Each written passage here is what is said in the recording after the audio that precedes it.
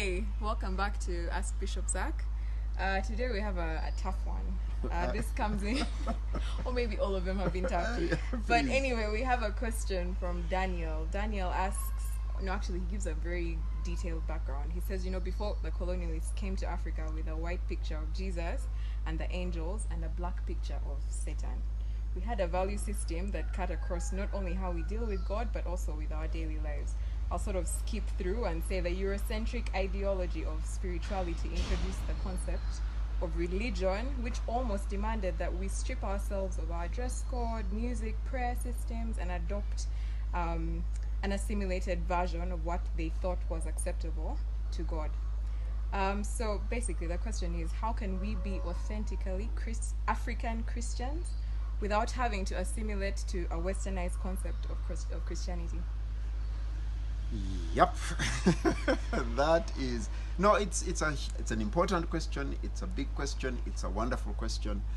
And I think to say this, one, we can't deny, it would be disingenuous of any of us to deny that Christianity came alongside, together with, some of which in fact preceded colonialism.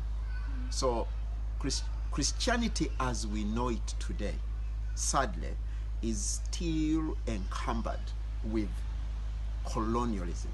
Colonialism is about colonial conquest, and it therefore entailed, and this is tragic, the wiping away of memory, of culture, an imposition of a foreign system, a foreign culture, and frankly, Western Christianity, a version of Christianity that was dressed in a European garb, in a white, and therefore white pictures, white angels, white. And there's absolutely no question that the white man despised African. By the way, I need to say this, that there is, seriously speaking, no white, no black. We are either, what's this? Well, this one is...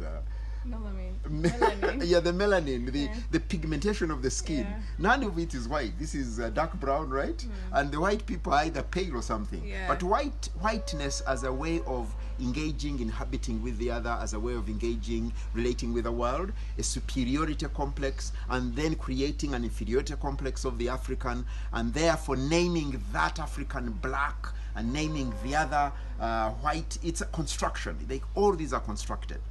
So, no doubt, and we have to engage with that, and we must deal with it face on. But one of the ways to deal with it is to make a distinction between Christianity and the gospel, Christianity and Jesus. Jesus is not Christianity. In fact, Jesus didn't begin Christianity. Jesus is the gospel. Jesus, if you ask, participated in Jewish forms of expression of religion. So I'm not suggesting that Christianity should be dumped, but I'm simply saying that you've got to recognize that the forms of Christianity are often a reflection of the cultures in which the gospel is embedded. So the question he asks, to be genuinely African, authentically African, and genuinely Christian, I would actually say authentically African and genuinely Jesus people. Genuinely Jesus people. So hopefully that produces a new form of a Christian who connects with being African. So it's about Jesus in culture, the gospel in culture. And you're absolutely right. There is so much beauty in our cultural heritage that is to be affirmed, to be rejoiced about. Absolutely. In fact, we know that Jesus was not European, but of course was presented in that form. So yes, there is a lot that we must do in order to affirm. But what else I need to say? Cultures are dynamic. Cultures are dynamic. Uganda prides itself of being a Matoke country, but Matoke are not Ugandan food originally. But now it's our food, So cultures are dynamic. And so there will be aspects of European culture that we adopt, I hope that the Europeans adopt aspects of African culture. Actually, it's been said, you know, the one of the most popular foods in the UK is the Indian, the curry. The curry, yeah, but it's Indian. It's so cultures are dynamic, and so I think we've got to also recognize that there will be ways in which cultures speak, infuse, connect, but that should not be that we deny our authentic African, Ugandan, Mufumbira type. You know, that is important. Thank you.